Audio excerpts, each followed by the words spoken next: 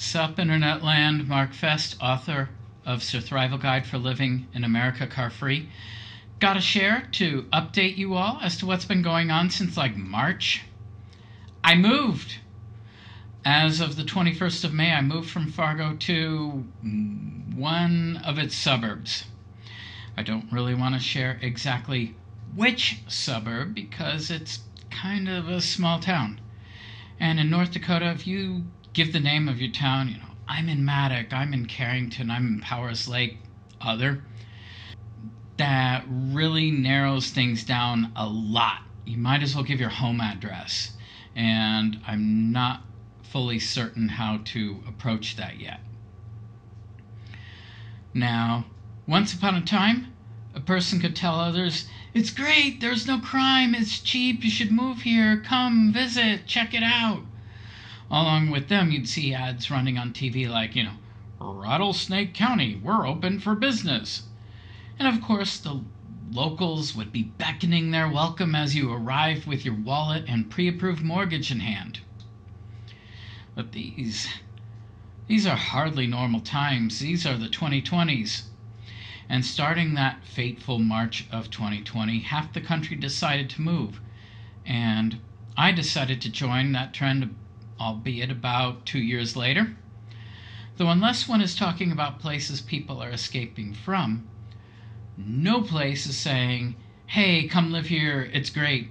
In fact, a most common complaint is how places are getting ruined by an influx of New Yorkers, massholes, Californicators, Chicagoans, etc.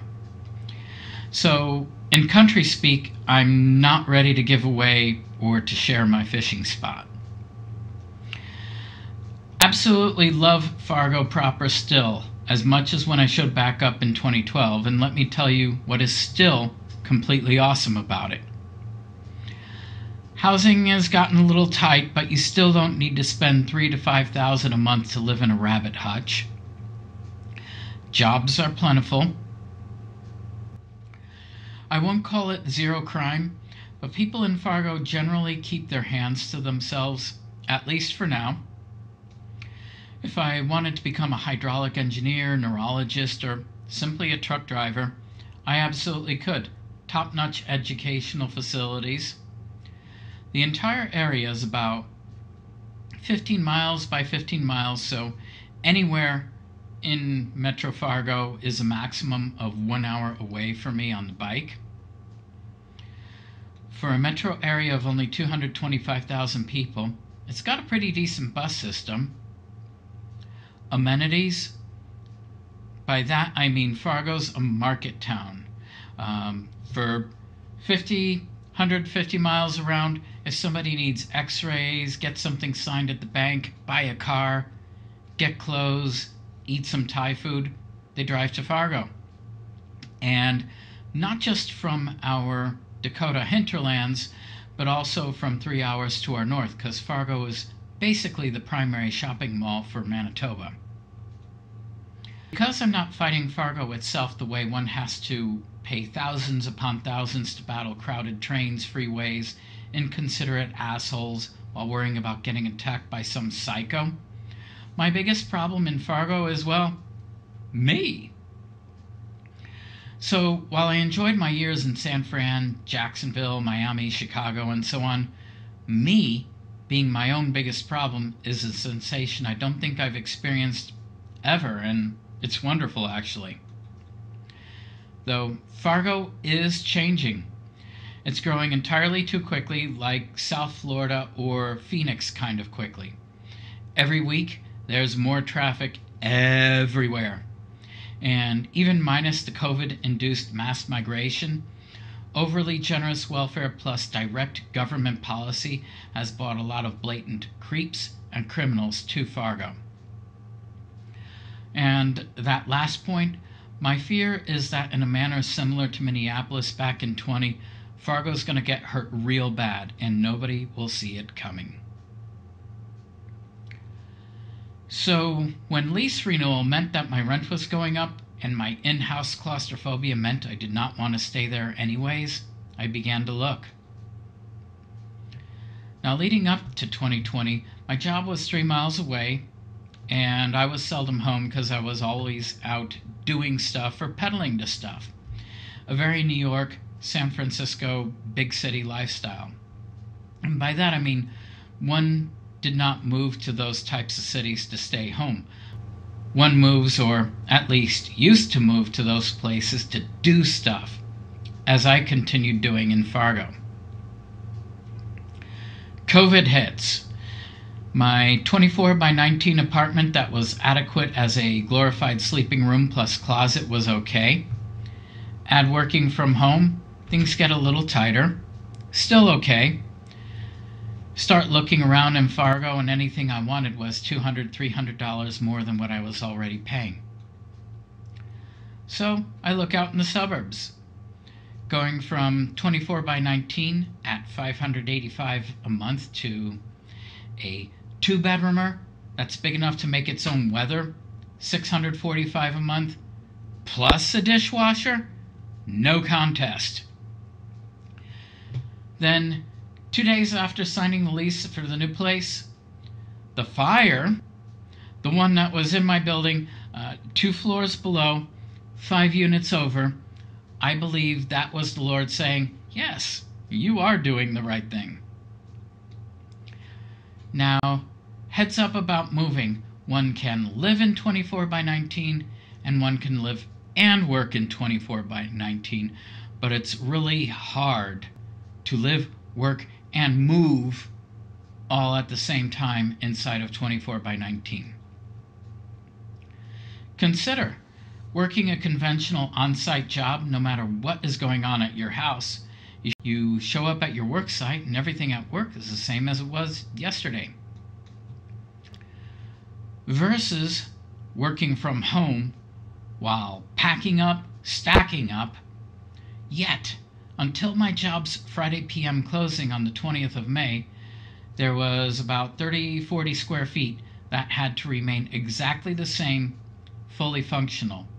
So yeah, I'm working, making, taking calls under these skyscrapers of stacked boxes, which, by the way, were not very structurally sound. A week and a half before moving, I no longer had space to stretch in. Okay, to be expected. But on my last 3 nights in Fargo, I could not even pack anymore because I literally had no place to put anything else.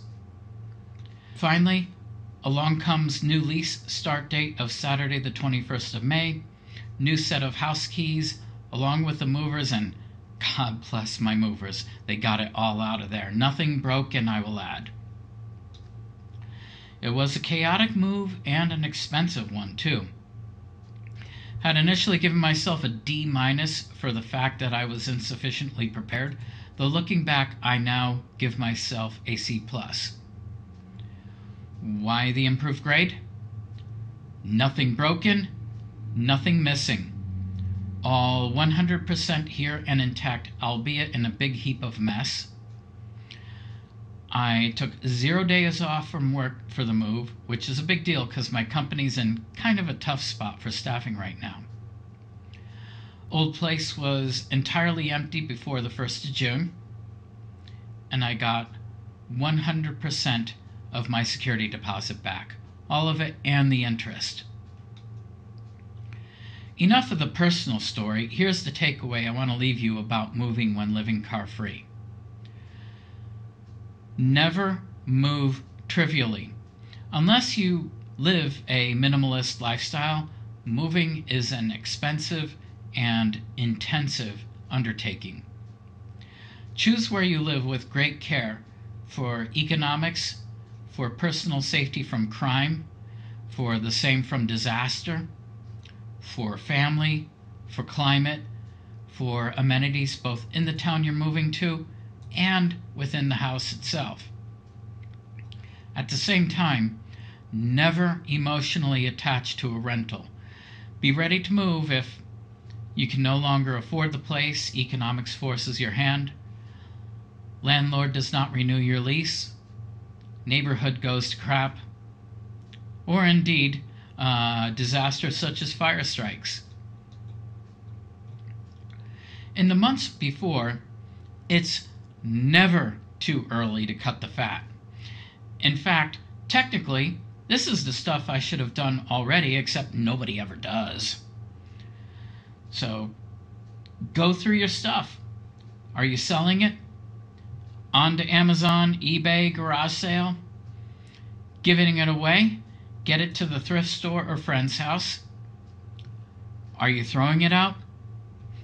Take it out. Especially go through your papers.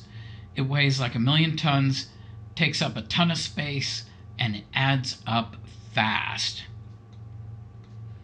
Even if you do this living in the place you expect to be for the rest of your life, do this stuff anyways. You'll have a ton of extra space. You will know and remember what you have. Your house will be cleaner, and logistically, you will simply be lighter on your feet. In the weeks before, deep clean anything you possibly can. Wipe down every last surface. Why slow your movers or helpers down with allergy attacks? Why import old dirt into your new house? Pre-pack what you won't need or use. It's easy to miss pre-packing stuff you will not need, so consider. Pictures, posters, decorations. So what if your house looks bare without anything on the walls? Same for holiday stuff. You're moving. Camping equipment.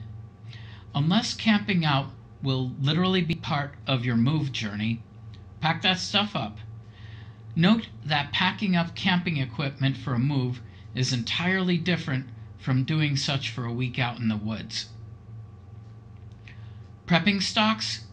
You got enough beans, rice, detergent, canned goods to outlast a nuclear holocaust? You're probably not going to need 99% of that stuff before you move. Box it up. Seasonal gear, seasonal clothing. I moved in May, so by the beginning of that month, I finally did not need my winter coat or snow shovel. We really don't think much about or take care of this stuff in the weeks before, probably because the move itself is simply not real enough to most of us weeks before, never mind months before. And that's a point relating to maturity and adult life.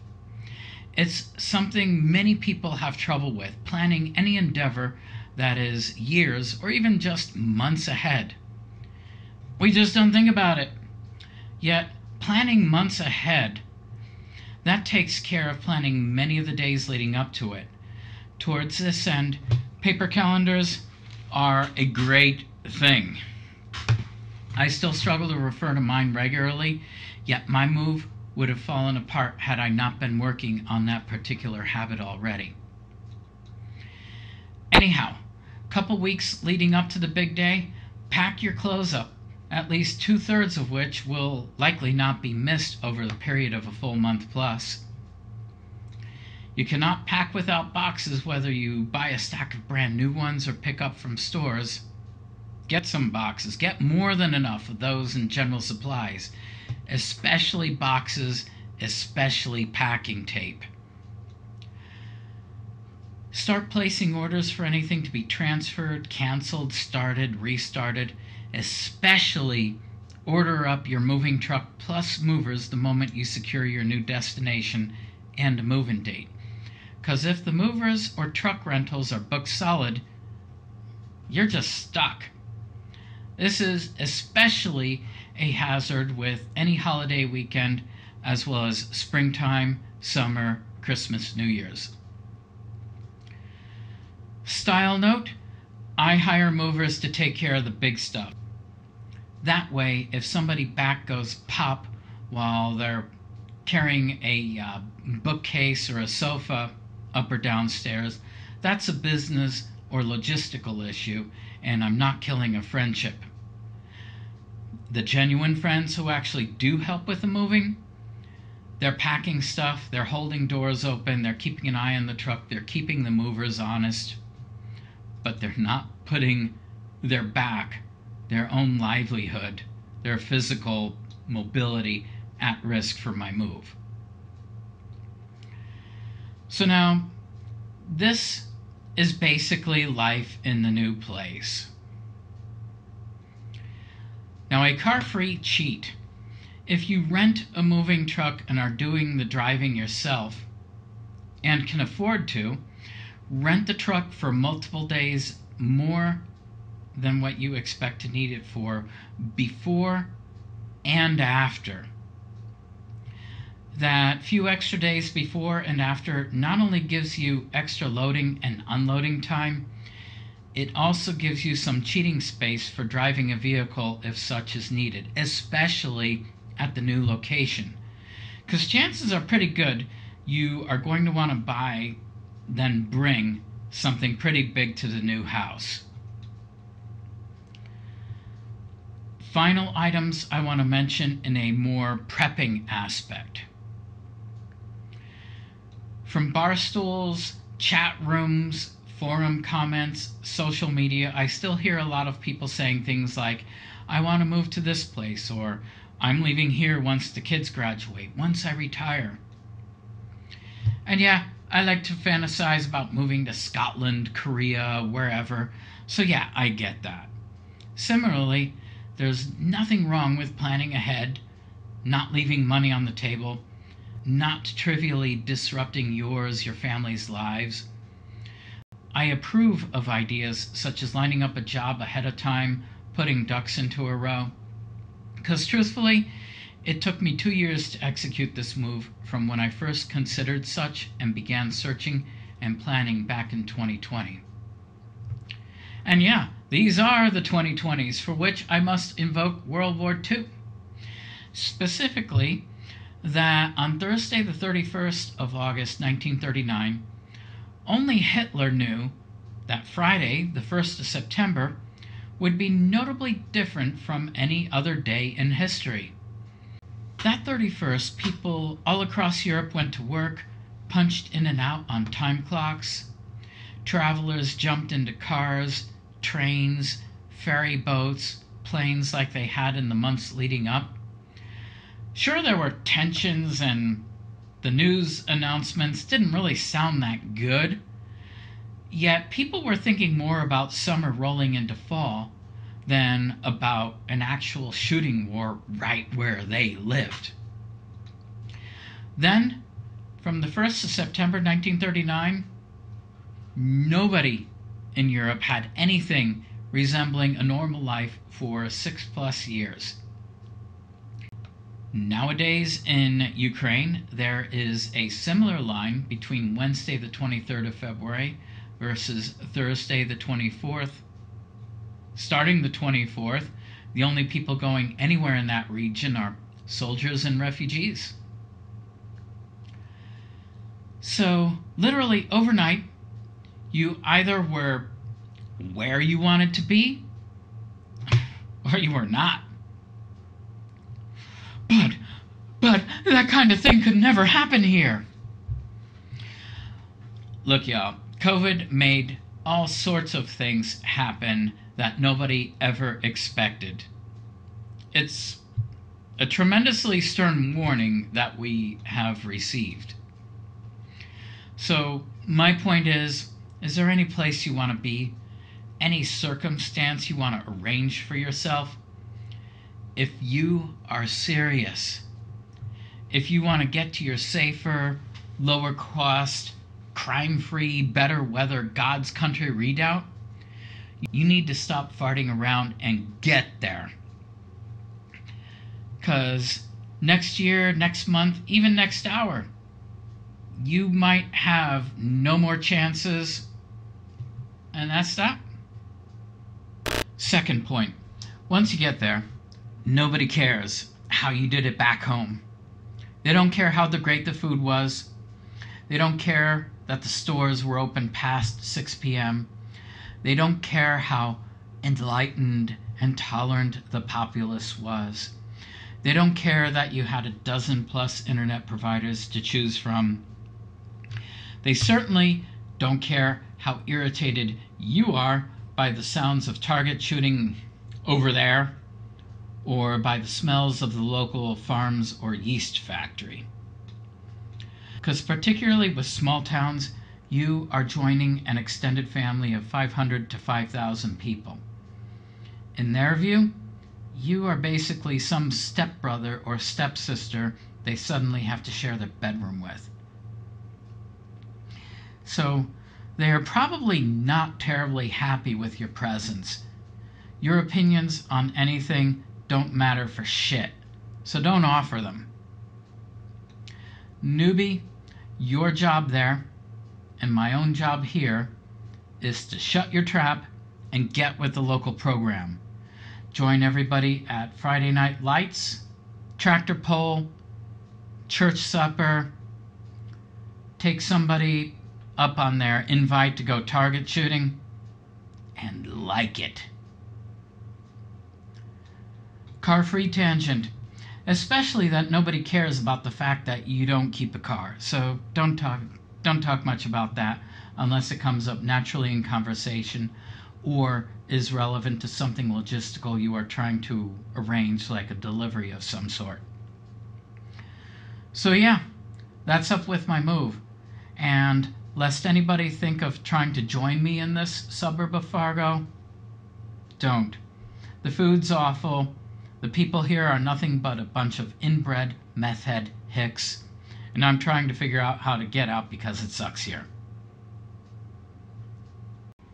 So that's the short version of moving when car-free.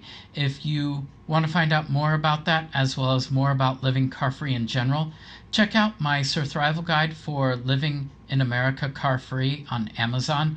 Only $8.99 a copy. Back to here. Like and subscribe. Please especially comment, because comments and questions are how I can best tailor these videos towards your actual needs and interests with living car-free. So, thank you for watching. Have a good rest of the day with no angry, freaky people. Laters. Mark out.